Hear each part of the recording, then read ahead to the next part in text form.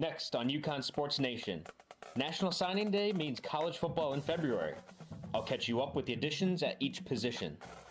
You also hear from Mike Anthony of the Hartford Courant. He'll talk about the return of Randy Edsall. And I'll have a conversation with JUCO transfer quarterback David Pindell. All that and more. Let's go!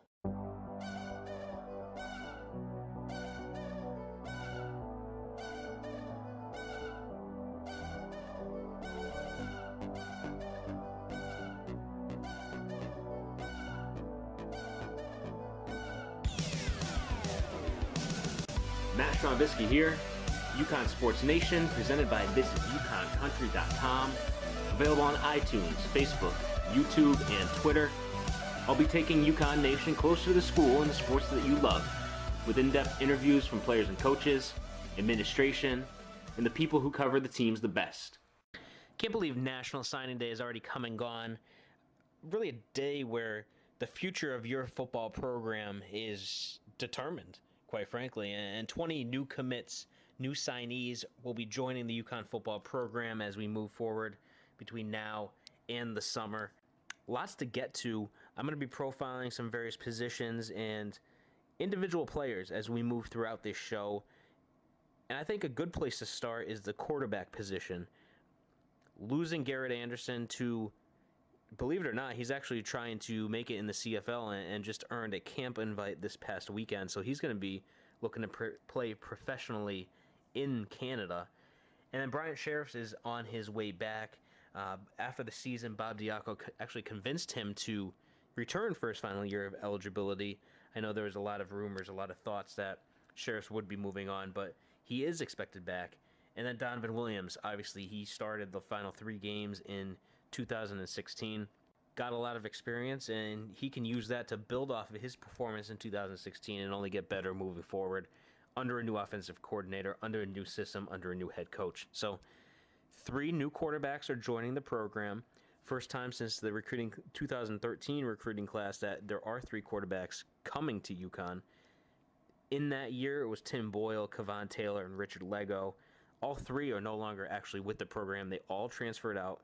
They would have been redshirt seniors entering 2017, and they're all very talented. They all do different things. Jordan McAfee is the first that we're going to touch on, and he was the first to commit back in June of 16 to this class, to head coach Bob Diaco, and the previous staff really wanted to build the UConn football future around Jordan McAfee. That's how they viewed his talents, and I think as 2016 moved on, he started earning that respect in the state of Massachusetts, to which last week the final recruiting rankings came out, and he was rated the top quarterback coming out of Massachusetts for the 2017 class. So that he was ranked ahead of a Boston College commit and ahead of a UCLA commit. So going to the ACC, going to the Pac-12 are 2 quarterbacks, and Jordan McAfee is ranked higher than those 2. So I think he was a very good get. He's got a very strong arm. He's 6'4", 220 pounds. And talking to his coaches, talking to scouts up in Massachusetts, leader is the word that is always used. And that's exactly what this program needs, is a leader at the quarterback position. McAfee actually led his team to the state championship in 2016, built off a very solid 2015 season as a junior, and he entered with very high expectations, and he lived up to those expectations and then some, leading his team, like I said, to the state championship. So McAfee is the first quarterback that committed, and he was going to be the only quarterback until the coaching change, and Randy Edsall and Rhett Lashley arrived, and they said, we need to go find quarterbacks, and that's exactly what they did. Junior college transfer David Pindell, who I talked at length with, you'll be hearing that interview a little later on in the show. Dual threat quarterback from Lackawanna College in Scranton, Pennsylvania.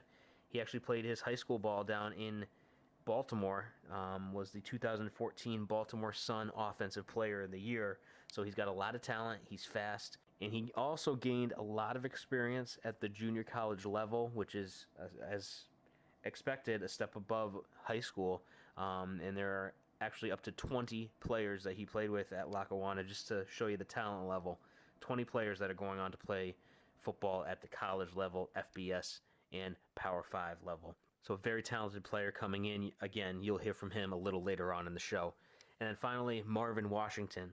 a late addition, 3-star recruit from the state of Florida, played at Dr. Phillips, a very highly reputable football school down in Orlando, was originally committed to UCF. He decommitted earlier in January, and that's when Rhett Lashley, who knew about him through some others in his time at Auburn, really jumped in. And Randy Edsall, during the signing day press conference, talked at length about the process of getting Marvin Washington to campus, just to show him what UConn can bring, what UConn football is all about, what the school is all about. And as Edsall said, that visit really led to his decision, which you'll hear right here. He wasn't going to come up for a visit. And we went and saw him, and we told him that just come on up and take a look. Because once you get up here, you're going to find out it's totally different than what you think. And so he came in last weekend, and when I sat down with him Sunday morning, you know, his dad came along with him. We were talking for a little bit, and his dad got up and he said, "Randy," he says, you and him, you guys talk. I'm leaving. You know, so his dad left, and you know, we talked about a lot of different things. He was down at Venture Field because we ended up down there on Sundays. You know, and we had a real good talk, and I just told him the things that that I felt, you know, could happen. You know, I thought that, you know, he needed to kind of get out of his comfort zone a little bit, being from Florida, getting away, and just really had a really good conversation, you know, with him. And then finally, I think about when was it? Monday night. You know, he told me on the phone when I called him that this is, you know, he was going to come here, but I told him that I wouldn't tell anybody, you know, about it until he was ready to, you know, make the final decision and everything else, and really that's how we got it. On the UConn Sports Nation hotline, brought to you by thisisyuconncountry.com, is Mike Anthony of the Hartford Courant, fresh off his first year covering the UConn football program. Mike, what's going on? Matt, great to talk to you. Thanks for having me. So there's been a lot of changes surrounding the program over the last 30 to 35 days. We've gone from head coach Bob Diaco being let go, reintroduction of Randy Edsall, the complete cleaning house and changeover of the coaching staff. Going back to the day after Christmas, what was your initial reaction to the change the university made at the head coaching position?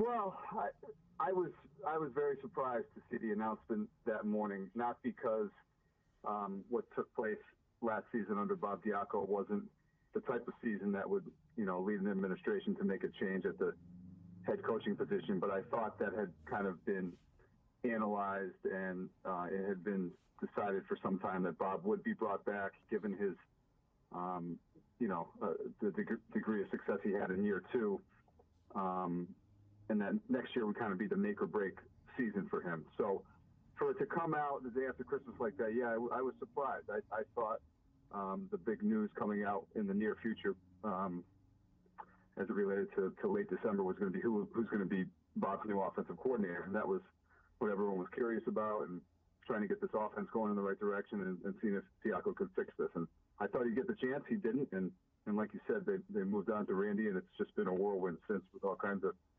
things going on with this program. So much for an off season. Yeah, exactly. Now, on Randy Edsall's return, I'm not sure if you were around the program at all when he was first here, but if it's only been from... Go ahead. I'm sorry, just to give you an idea, I go way back with Randy. I never covered UConn football as the beat reporter while he was here, but I did a lot of feature writing in his years here, and in 2004, I think it was, I spent weeks with him and wrote his life story, and I was around a lot of the games, kind of doing sidebars and stuff. So I got to know Randy really well, but had not covered him on a day-to-day basis until now. So that's kind of where I stood with him. So with that, what's your impression of him and the job that he could potentially bring back to the program? And how does his style, I guess, differ from what you've seen with what was here previously? Well, he's demanding, and he doesn't screw around. I keep coming back to one word when I think about what could or should become of UConn football again. I think they'll immediately become competent again. You know, at this stage of the game, the conference they're in, the state of the program, you know, you don't have to say, oh, let's bring in a coach and let's go 12-1 every year, right? You know, and you look back at Edsel's track record, they were always good, and then they break through every few years and be really good. You know, 7-5, 8-4, and he went to 4 bowl games in a row before he left, and obviously the Fiesta Bowl at the end there. But he is a no-nonsense, demanding guy, tough to play for. But you know, the guys who really succeeded under him in his first stint love him, love the experience, love the program. I think you kind of see that feeling of a brotherhood coming out now, where guys from Edsel's first time around making their voices heard about what a great move this is for the program, and kind of feeling encouraged by where it's headed again. Now, he has brought in a new coaching staff, made a national splash with the hire of offensive coordinator Rhett Lashley. Based on the research you've done on Rhett, what sort of offense do you see him bringing to Source? You know, I haven't studied the Auburn offenses too in depth, but I know he likes to move quickly. I think UConn can maybe try and take advantage of the fact that they were a really well-conditioned team last year, but didn't seem to be in a rush ever, obviously, on offense. And, you know, maybe they can kind of utilize their conditioning in the way he operates. Shout out to Mike Anthony for that interview, and I'm sure we'll be touching base with him as we move forward. Coming up next, we'll be talking to one of the most important recruits, perhaps, in the 2017 signing day class. Junior college transfer quarterback David Pindell will join us for an in-depth conversation. But first, this break. Here's what's trending. The UConn men's basketball team fell 82-68 to Cincinnati on Saturday, dropping them to 10-12 overall and 5-5 in the AAC despite a team-high 20 points from Rodney Purvis. 7th place Huskies return to Gamble on Wednesday to host USF. Tip time is 7 p.m. and can be seen on CBS Sports Network. The women's basketball team defeated Tulsa 96-50 on Sunday, their 97th straight win and 22nd overall this season. After improving to a conference best 10-0, the women travel to Cincinnati on Tuesday night at 7. See the game on SNY or online at ESPN3. The men's hockey program picked up 2 crucial points this weekend in Hockey East action against Merrimack, tying both games of a home and home. Currently in 7th place in conference, UConn hosts number 15 Providence at the XL Center on Wednesday, before traveling to Rhode Island on Friday night. The Friars come in off 7 straight wins, and the series could see UConn propelled to the top half of Hockey East. And that's what's trending on this Monday. On the UConn Sports Nation hotline is quarterback David Pindell, who signed with the UConn football program on National Signing Day on Wednesday. David, congratulations, and definitely thank you for joining.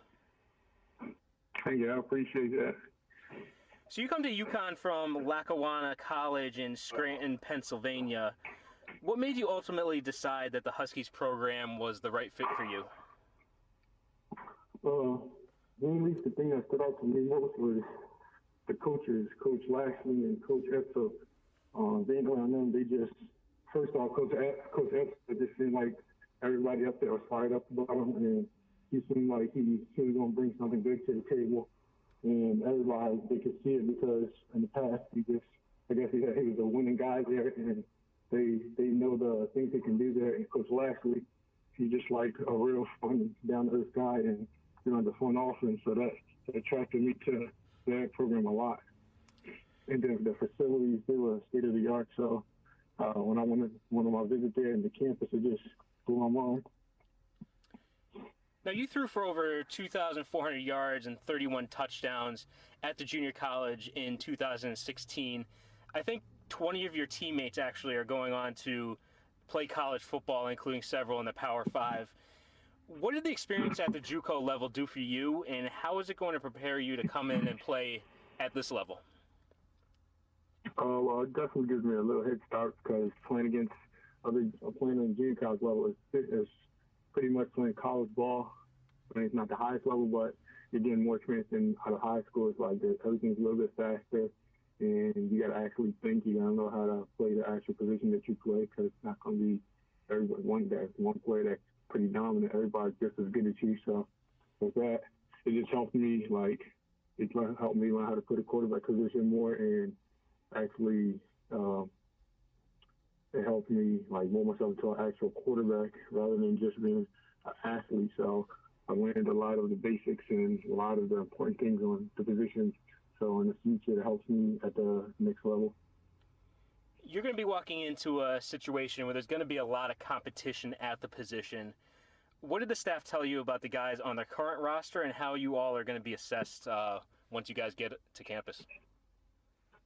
Obviously, they already have quarterbacks on campus. They have a pretty good quarterback. They have a young guy up there who already played a lot, and I think they want me to come in and give a good quarterback run for the position, because I know they have some good guys on campus, and I think with me being the older guy coming in, it'll help them compete harder and just give a good quarterback run for the program. Quarterback David Pindell is on the UConn Sports Nation hotline. Now, for those who haven't seen you play, what type of quarterback are you, and what do you excel at the position? I like to think of myself as a quarterback first, a pocket passer first, and I can use my feet to make bigger plays if I have to. But if I can sit in the pocket and I can make my reads, that's what I like to deliver the ball. And I can also run the read option, which is something I've been pretty good at since high school. So I'm a mixture of a pocket passer and a dude who can run the ball. So dual threat, you know. Speaking of dual threat, I believe you ran a 4.5 40 time back in high school, where you were the 2014 Baltimore Sun Offensive Player of the Year. How big a factor does speed play in the style of play you play at quarterback?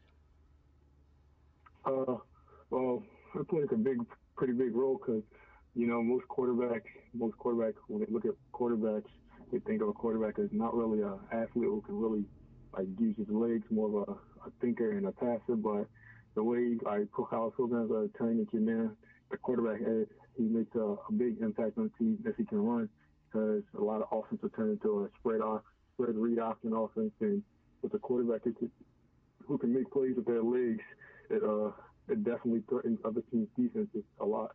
So I think it's a huge help to the quarterback position if he can make plays with their legs. Now, coming out of high school, as I mentioned, you did play in Maryland, and you were a very highly sought-after recruit there. What did you learn about yourself and the recruiting process from when you went through this the first time compared to now? Pretty much you just gotta be patient, just wait, and just don't rush anything, because once you get that one big school that'll recruit you, then a lot of things can get crazy, and then it just breaks down a lot, like a whole lot of pressure put on you for signing day, and you just gotta be patient and make sure you make the right decision and just don't rush anything really. And final question for quarterback signee David Pindell, part of the newest 2017 UConn football recruiting class. I'm sure you had some time to sit down with new offensive coordinator Rhett Lashley. What did he tell you about the type of offense you'd be coming into here at UConn? Pretty much he said the offense that I'm coming into is basically going to fit what I've always been doing throughout in high school and college. So we're going to run the zone, we're going to run the ball, we're going to pass the ball, and we're going to do anything that fits my position. So he said it's just going to be, they're going to run a fast tempo offense, and they're going to score a lot of points, and that's the thing that checked me a lot, the way how confident he was about his offense. He said we're going to come in and we're going to score points. That's the main thing. We're going to score points. So I was excited about that. Well, David, definitely appreciate your time. Thank you for joining, and certainly wish you luck as you wrap up your time at Lackawanna College out in Pennsylvania. Thank you, man. I appreciate that. That's everything I've got for this week's edition of UConn Sports Nation. As we welcome in the new UConn football recruiting class, we always have to say goodbye to the old. So here's a look back at this year's senior class. Tell the world I'm coming home. Let the rain wash away all the pain of yesterday. I know my kingdom awaits, and they've forgiven my mistakes. I'm coming home. I'm coming home. Tell the world I'm coming. There it is, the snap. The kick. It's gone. Huskies back in front with 10 seconds to go.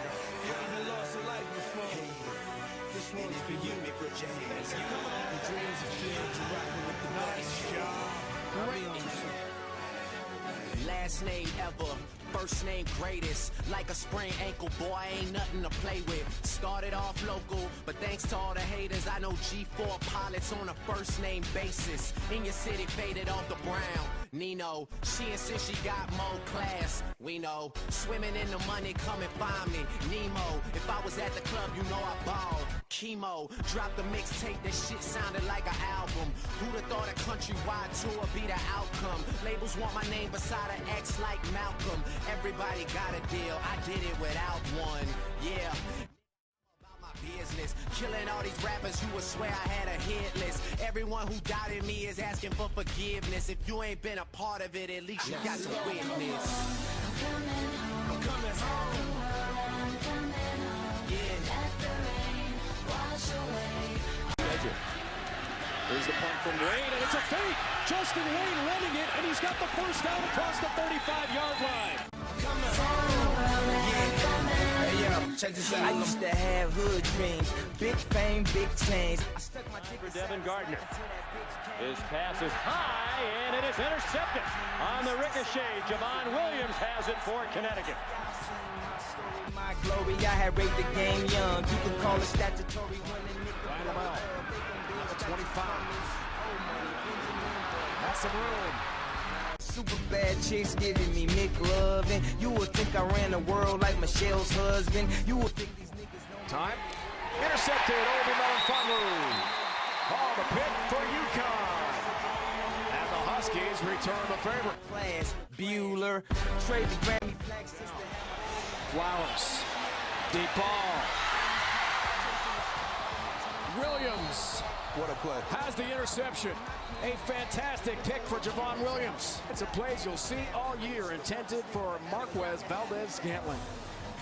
I think that is the best play, Dave, that we've seen from a defensive back this year. I mean, this might be the best play you've ever seen. Hold on, Odell Beckham. Here's my play of the year. Off of your helmet, Valdez. Thank you.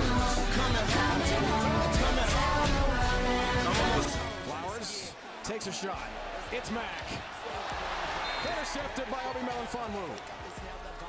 Second straight week. Obi's got a pick. If I had one guess, then I guess I'm just New Orleans. And I would never stop like I'm running from the cops. Hopped up in my car and told my chauffeur. Sheriff's big play down the field. Reaching out forward is Noel Thomas on an amazing grab at the 20s. Seem dark, pistol on my side. You don't want to hear that thing talk. Let the king talk. Check the price and pay attention. Little Wayne. Porter looking to get shut out of the first half. Thomas once again, and he gets free. No Thomas cutting it back. Thomas inside the 10. Touchdown. Watch him challenge the defense, catch the ball, split the defenders. No one's there for a tackle, no support. Fourth down, end around, Bell. Flanker option, no. Gonna run, Melifonwu tracks him down, makes the tackle. And UConn takes over. Obi Melifonwu, a huge defensive play.